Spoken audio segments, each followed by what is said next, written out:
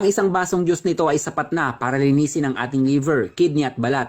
Ang gagawin lamang, kumuha ng sibuyas, isang pirasong malaking sibuyas, 10 pirasong kalamansi. Pwede din gumamit ng lemon. Mas prepared ko ang fresh kalamansi. Tapos 4 or 5 pirasong bawang. Lagyan ng 1.5 basong tubig. Pakuluan sa loob ng 8 minuto. Depende sa inyo kung lalagyan nyo ng ibang pampalasa tulad ng asukal or honey. Basta mahalaga, mainom nyo. Ang benepisyo ng pag-inom ng ganitong juice ay nalilinis ang ating bituka. Kolesterol nyo tunaw dito. Mapapansin nyo din sa pag-ihi nyo, may mapapansin kayong sebo-sebo. Basta nagsama-sama ang bawang, sibuyas, kalamansi, fully loaded yan sa vitamin C. Grabe immune system nyo dyan, biglang lalakas. Ang bawang, sibuyas at kalamansi din ay matinding antioxidant sa taglay. Kung may nagbabantang mabuong cancer cell sa ating katawan, auto-kill yan sa kombinasyon ng tatlo.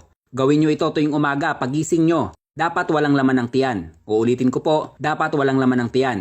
3 beses sa loob ng 1 linggo. Kung may liver at kidney problem, gawin nyo yung isang video natin tungkol sa dahon ng papaya. Ayan ay araw-araw nyong i-take. Tapos itong sibuyas, bawang, kalamansi, 3 beses naman sa 1 linggo.